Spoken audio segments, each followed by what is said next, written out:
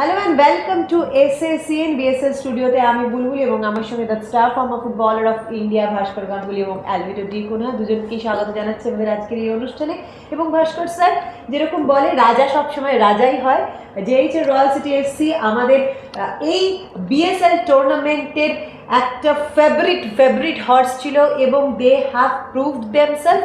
তারা কিন্তু একটু পিছিয়ে গেলেও অনেকটা কোপ করে আজকে যে জায়গায় চলে এসেছে, তাহলে গোল ডিফারেন্সে এবং পয়েন্টে জেএইচএর রয়্যাল সিটি এফসি বিএসএল এর এই গ্রুপ লিগে টেবিল টপার। আমি প্রথমেই বলেছিলাম যে আজকের খেলায় ইজি ম্যাচ হবে। জেএইচআরের টিমের যা স্ট্রেংথ এবং সাবস্টিটিউট বেঞ্চের যা স্ট্রেংথ সব মিলিয়ে টিমটা ব্যালেন্স চাই, সেটাই ফল দেখাচ্ছে।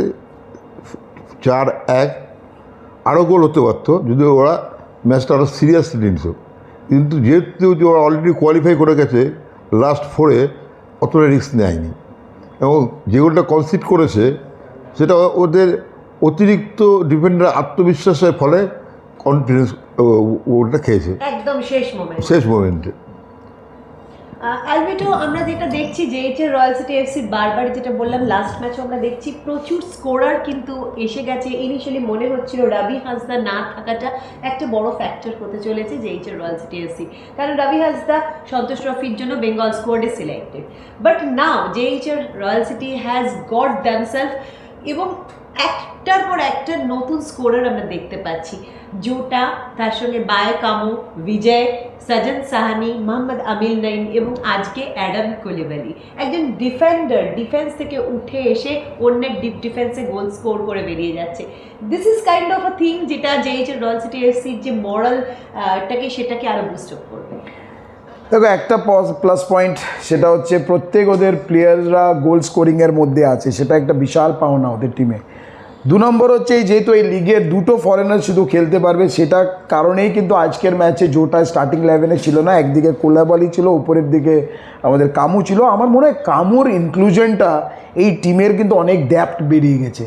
আজকে যখন জোটা খেলতো, জোটা কিন্তু একটু নিচ থেকে অপারেট করতো আর আমাদের রবি হাসদাও উপরের দিকে, কিন্তু হ্যাঁ এবার তাদের কাছে কোনো অপশন হয়ে গেছে। ওরা যদি চায় জোটাকে আর কামুকে স্টার্ট করতে পারে, ওরা যদি চায় আজকে যেমন কামুকে আর কোলাবালিকে স্টার্ট করে, অপশনস কিন্তু অনেক বেশি। এবার জোটাকে যদি পিছন দিকে খেলায় তাহলে striker K, who is that striker যদি কোলাবালি আর জোটা যদি স্টার্ট করে?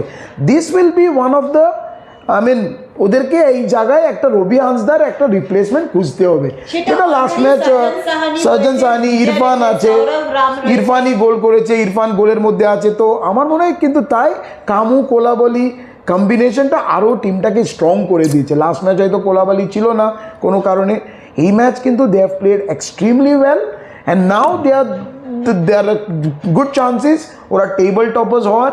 আর এই জায়গা থেকে ওদেরকে একটু আমার মনে হয় একটু আটকানো টাফ হয়ে যাবে, because they have got that rhythm back, যেটা আমরা বারবার বলি।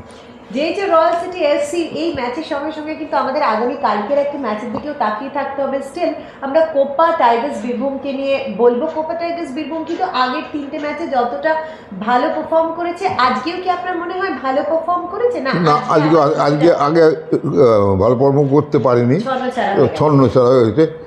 তার প্রধান কারণ হচ্ছে প্রথমেই একটা বাজে গোল কনসিড করে, একটা বাজে গোল খেয়ে গেলে টিমের মন অটোমেটিক ভেঙে যায়। অবশ্যই goalkeeper last line of defence, first line of attack, গোলকিপারের উপর অনেক খেলা নির্ভর করে। বাজে গোল খেয়ে গেলে টিম মন ব্রেক করে, তারপর সঙ্গে সঙ্গে আর 2টো গোল খেয়ে গেল, ওদের আর লড়াই করে থাকলো না। তার মধ্যে ওরা একটা 2টো চান্স পেয়েছে, একটা বল ভালো শট করেছে দূর থেকে, বারে লেগেছে, একটা গোলও করেছে। গোলটা যদিও ডিফেন্ডারের জেএইচএর ডিফেন্ডারে একটু ওভার কনফিডেন্সের জন্য হয়েছে, কেড়ে নিচ্ছে, গোল করেছে। আমি বলবো যেইটা রয়্যাল সিটি এফসির ডিফেন্ডারদের আর কোনো ভুল করার সুযোগ কিন্তু নেই, তার কারণ এবার সুপার ফোরের লড়াইটা তাদের জন্য শুরু হয়ে যাবে। কিন্তু আলভিটো, আমি জানি না আপনার জানা আছে কিনা, কোপা টাইগার্স বীরভূমের যিনি মেন স্ট্রাইকার কোমরান তারশনাভ, তিনি কিন্তু তাজিকিস্তানের ন্যাশনাল টিমের একজন মেম্বার। তো একজন প্লেয়ার, আপনিও দীর্ঘদিন ভারত খেলেছেন, ভাস্কর স্যারও ভারতের হয়ে খেলেছেন। এই যে দেশের জার্সিতে একজন প্লেয়ার যখন নিজেকে রিপ্রেজেন্ট করে, দেশকে রিপ্রেজেন্ট করে, সেটা আপনার কীরকম মনে হয়? এই national cap, holding a national cap. দেখো, obviously it's a pride moment. যেই ন্যাশনাল ক্যাপ যারা পায়, একটা টাইম ছিল যখন আমরা কাগজের জন্য ওয়েট করছিলাম। ধরো আমরা আজকে শুনলাম, খবর পেলাম আজকে নাকি মিটিংয়ে নাম ঘোষণা হবে, কালকে কাগজে বেরোবে। যেমন আজকের দিনে কাগজে বেরোনোর আগে সোশ্যাল মিডিয়াতে নামগুলো চলে আসে, কিংবা সবাই খবর পেয়ে যায়। কিন্তু ওই টাইমের এক্সাইটমেন্ট, রাত্রিবেলা ঘুম হতো না, পরের দিন কাগজ আমি কি পাবো, আমার নাম থাকবে কি থাকবে না, এই ফিলিংসটাই আলাদা। আর কমরনকে যেটা আমি যতদূর আমি দেখেছি, চিনি, মোহনবাগান খেলেছে, এর আগে ইন্ডিয়ান সয়েলে ও নতুন কিছু বলার নেই। One of the established player, ভালো প্লেয়ার। আমি তো বলবো not as a striker but as a withdrawn striker. Tajikistan national টিমে খেলে, ইন্ডিয়াকে অনেকবার ওরা আটকিয়ে দিয়েছে। তো I think he is one of the best product for Copa Tigers. শুধু একটাই দুঃখ কি একাডেমি প্লেয়ারদের সঙ্গে ওকে খেলতে হয়েছে, বাট আই থিঙ্ক একাডেমির প্লেয়াররা ওর কাছে কিন্তু অনেক কিছু শিখতে পারলো। আমি এই কোয়েশ্চেনটাই ভাস্কর স্যারের কাছে আসছিলাম। কোমরান তারশনাভ তাজিকিস্তানের ন্যাশনাল টিমের প্লেয়ার, তাকে বিএসএল এর জন্যই কিন্তু কোপা টাইগার্স বীরভূমের যে অপেক্ষাকৃত ইয়াং ট্যালেন্ট, তারা কোমরানের সঙ্গে খেলছে। একজন প্লেয়ার যিনি ন্যাশনাল টিমকে রিপ্রেজেন্ট করে, তার সঙ্গে যখন কোপার ইয়াং স্টাররা খেলে, সেটা কীরকম মনে হচ্ছে? উজবেকিস্তানের স্ট্যান্ডার্ড ফুটবল আমাদের দেশের থেকে অনেক ভালো। সেই দেশে তাজিকিস্তান থেকে ভালো। সেই দলে একটা প্লেয়ারের সঙ্গে যখন ইয়াং প্লেয়ারকে নিশ্চয়ই তাদের একটা বাড়তি পাওনা, তার থেকে অনেক কিছু শেখার আছে। তারা যদি সেটা শিখতে পারে তাহলে খুবই ভালো। এবং আজকে যে খেললো টিমের সঙ্গে, গোলটাও কামরানি করেছে। তাজিকিস্তানের টিমটা ন্যাশনাল প্লেয়ারও ইয়াং ছেলেরা সুযোগ পেয়েছে ওর সঙ্গে, এতে ভালো কী হতে পারে?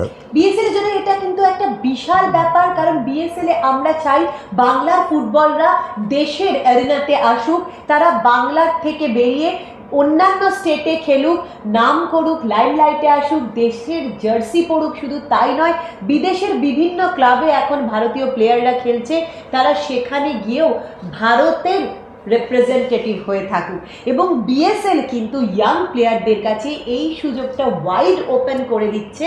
তারা ইন্টারস্টেটের প্লেয়ারদের সাথে খেলতে পারছে, ফাইনেস্ট কোয়ালিটি অফ ইন্টারস্টেট।